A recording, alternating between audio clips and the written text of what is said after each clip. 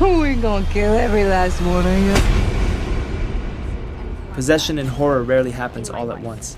It doesn't begin with floating bodies, twisted limbs, or screaming priests. It starts quietly, a thought that feels unfamiliar, a behavior that feels slightly off, a presence that feels easy to ignore. And then it grows. Voices begin, control slips, the body changes, the person fades, until there is nothing left to save. In this video, we're breaking possession horror into 5 clear stages, from the first subtle signs of influence all the way to complete spiritual takeover where the victim is already gone. Level 1. Subtle possession, emerging influence. Devil's Whisper. Adam Ripp's 2017 story stays tight on one idea, possession that creeps in through the mind before it ever shows on the body. Alejandro is a teenager preparing for priesthood, already living under pressure from faith, family, and guilt. When he opens an old attic box and finds a crucifix, nothing explosive happens. No instant chaos. What follows is quieter and more dangerous. He starts hearing whispers. He grows suspicious of everyone. His thoughts feel invaded long before anyone around him notices a change. Alejandro becomes distant, agitated, then unpredictable. He lashes out, drifts into paranoia, and begins to believe something is guiding his actions. The people around him see a troubled boy losing control. Alejandro believes something else is steering him. That tension is where the possession lives. It hides inside behavior that could easily be mistaken for psychological collapse. The film keeps the focus on how influence can distort perception. Alejandro's fear feels real because it never looks theatrical.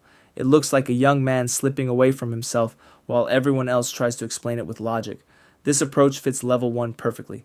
Possession that arrives as suggestion, doubt, and mental corrosion rather than spectacle. The Cleansing Hour.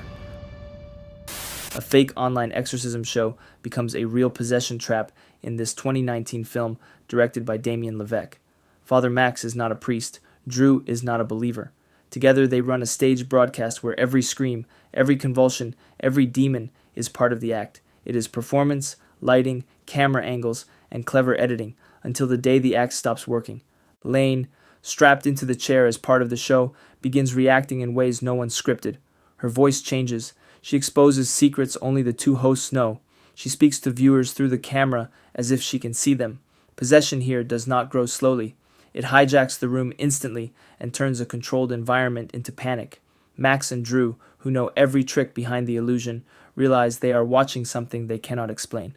The demon uses the live stream as part of its control. It forces confessions, manipulates the audience watching in real time, and treats the camera like a weapon. The possession spreads through attention. Phones, screens, comments, and the viewers become part of the event. Level 2. Voices and internal struggle.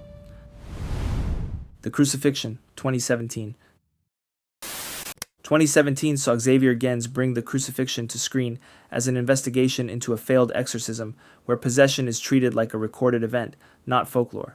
A priest is in prison for the death of a nun, and a journalist travels to Romania to understand whether she died from mental illness or from something that had taken control of her body. What she hears from witnesses is consistent. The nun responded to voices no one else heard. She followed instructions that did not come from the room. She stopped reacting like a person in distress and started acting like someone receiving commands. That detail stays with the journalist more than the crime itself. It suggests communication between host and entity. As she studies footage, interviews clergy, and stands inside the church where the ritual happened, similar patterns begin around her. Night disturbances, intrusive thoughts, physical marks she cannot explain. The possession is shown as something that spreads through attention. The more she focuses on the case, the more she becomes part of it.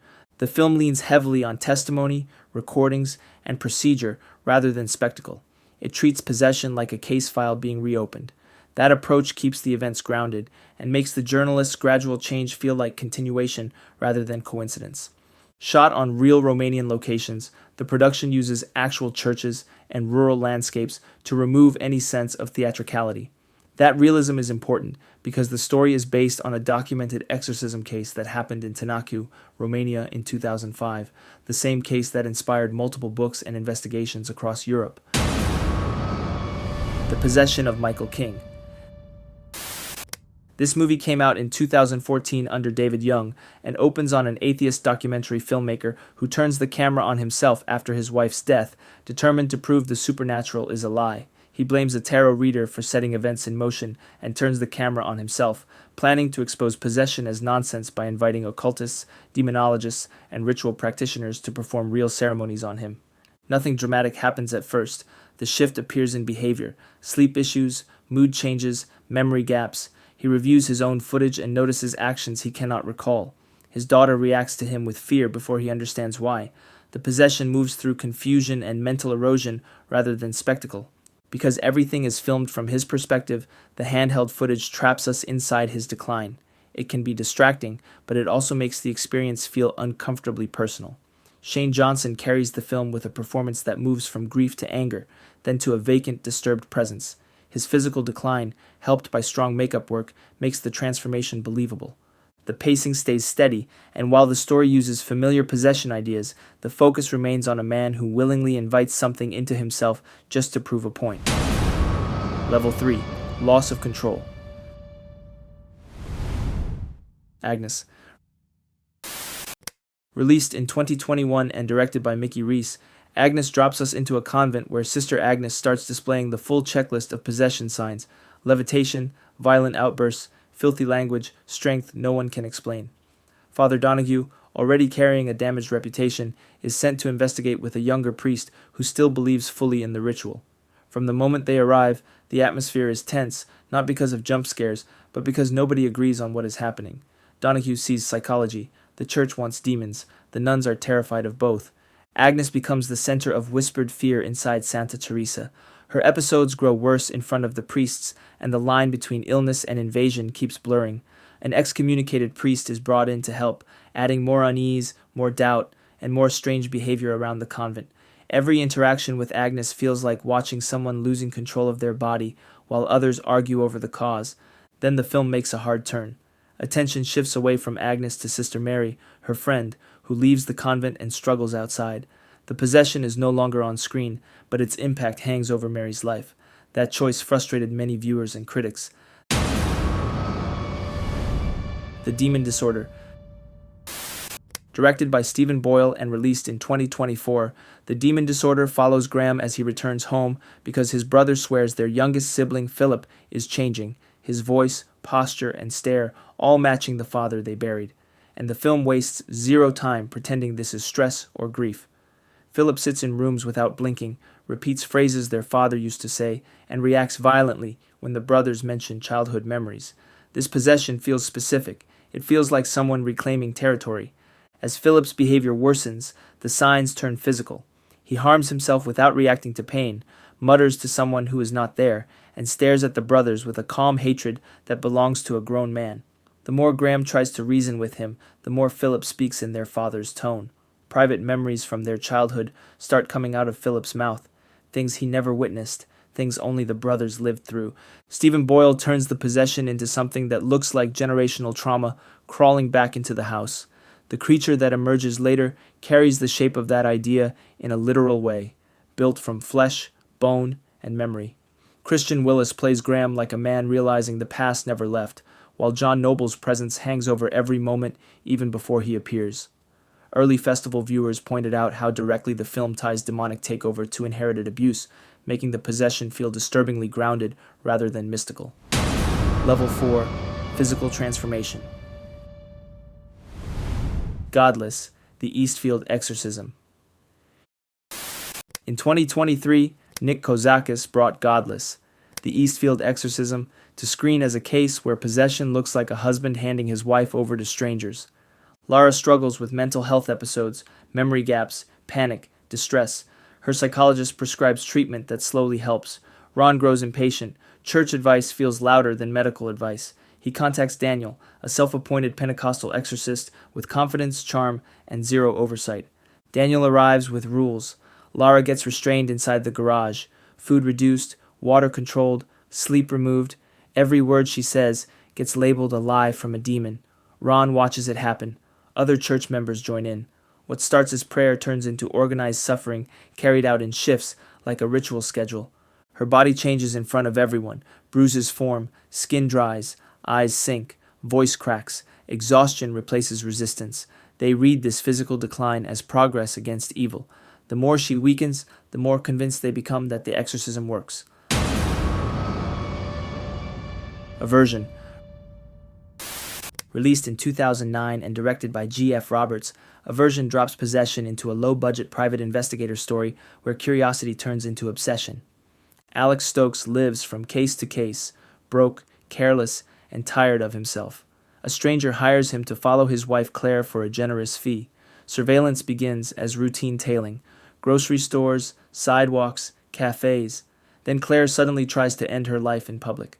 Alex intervenes, saves her, and crosses, and he gets emotionally involved.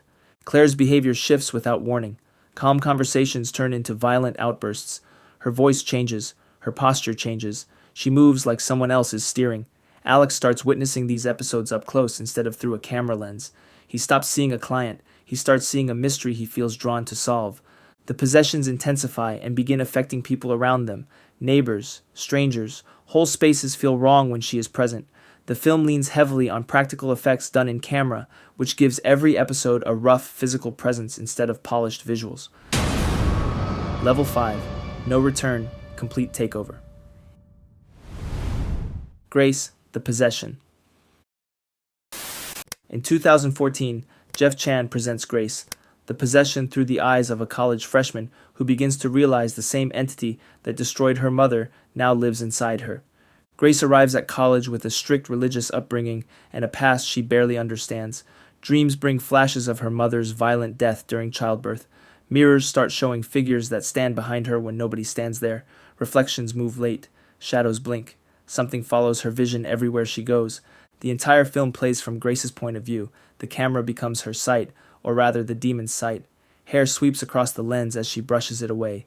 The frame shakes when she runs. Focus blurs like blinking. Possession never sits outside her. It rides with her, watching everything she watches. Her grandmother reads the behavior as sin. Priests read it as a spiritual threat. Grace feels her body shifting without warning. Speech changes tone. Movement pauses mid-action. The demon shows itself through how she sees the world, long before anyone else believes something lives inside her. 5 Girls. Warren P. Sonoda's 2006 film 5 Girls locks 5 troubled teens inside a Catholic boarding school, already marked by a past possession linked to a demon called Legion. The place reopens years after a devout student vanished during a violent incident tied to something called Legion. Ron Perlman plays the only teacher. Latin class, strict routines, prayer, chores, and a headmistress who treats the girls like raw material for a ritual. Strip searches, blood samples, urine samples. The setup screams preparation rather than discipline. Each girl carries a strange ability.